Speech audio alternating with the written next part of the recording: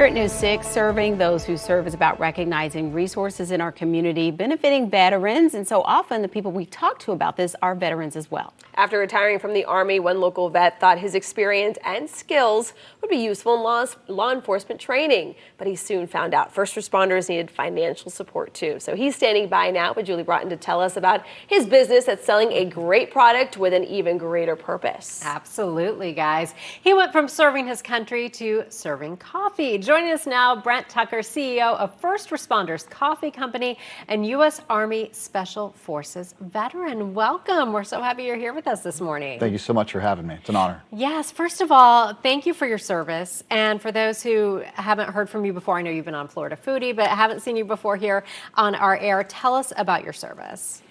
Ironically enough, it's the 22nd anniversary of 9/11. I joined because of 9/11, wow. It's an important day to me. I joined after 9/11. Then I became a Green Beret. I was a Green Beret for almost 10 years, and then I was honored to serve in our nation's elite Delta Force. I was there for almost 10 years as well, rounding out my 20-year career. Wow. And so after your 20-year career, you became an entrepreneur. As you were there in a very elite role with our armed services, did you ever imagine then being an entrepreneur? It was something I did want to do, but I had no idea how I was going to do that. And coffee was definitely would not have been my if you'd have told me, hey, you'd be doing coffee, that would have surprised me, but not being an entrepreneur. So when you made that decision, like, okay, coffee is it, First Responders Coffee Company, how did that come to be? I wanted a product that that they would relate to, something they use. As you guys mentioned, I train law enforcement as well, and the law enforcement military, it does have a lot of crossover, and the need for constant amounts of caffeine and coffee was one of them. And it just seemed like that was a niche that was that could be filled. Although there's a lot of different coffee companies out there, there's not one like us doing what we're doing for first responders. So it just seemed like an easy choice. Yeah, and you say there's not one like you doing what you're doing. What exactly is it that sets your company apart?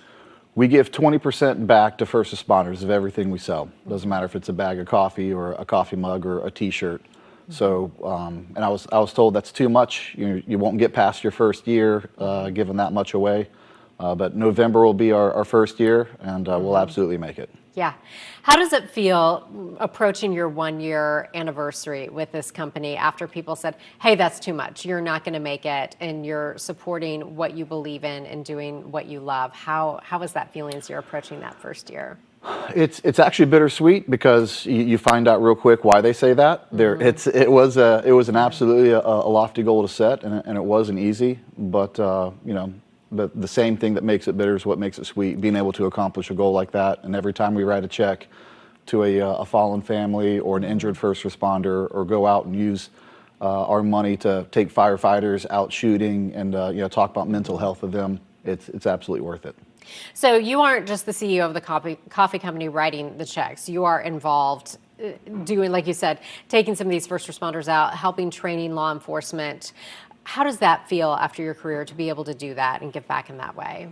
That's the most rewarding thing I do, is go out there and interact with the men and women that keep us safe, and whether it's offer them free training through my experiences, or again just talking mental health with them, or taking them out to the gun range, just giving them a day off after all the things that they go through day in and day out. That's the most rewarding thing I do. Yeah, and the things that first responders see and law enforcement officers see is something that, just the average person can't imagine. Obviously, with your experience, you know exactly what that is. So what is that camaraderie like for you all to be able to identify with what each other is going through? The camaraderie is instant. When you're doing a job that your job understands what they go through, and so the humor that goes along with that, and how people deal with those times are always very similar. So it's easy to walk into those places and instantly become friends with them. And so now we got to get to the important stuff about the coffee for the people watching who want to get some of this coffee. Where can we get it? The prices. What's your favorite? Yeah. What do you recommend? Unlike my kids, I do have a favorite coffee. You have a favorite kid some days, probably. Like That's right. it varies, right? I say every day there's an open competition to be the favorite kid. Every day it could be any one of them. The where to get it is frccoffee.com. We can buy right from the website. Our warehouse is in Longwood. We're a Central Florida company. You can go there and pick it up as well. Our price points are right around the $15 range. We have a subscription plan, so if you subscribe to our coffee, you get free shipping. And my favorite coffee is bourbon pecan coffee, Oh, yes. without a doubt. Okay. All right. I grew up in Louisville, so you had me at bourbon pecan. Yeah. All right. Well, thank you so much. We will, of course, put all this information on our website. And a lot of you probably know Brent was a guest on a recent episode of Florida Foodies. So we put out new episodes every other Tuesday. It is available on Apple Podcasts, Spotify, Stitcher, wherever you stream or download podcasts. We also have a newsletter sent right to your inbox. Just click newsletters on our homepage.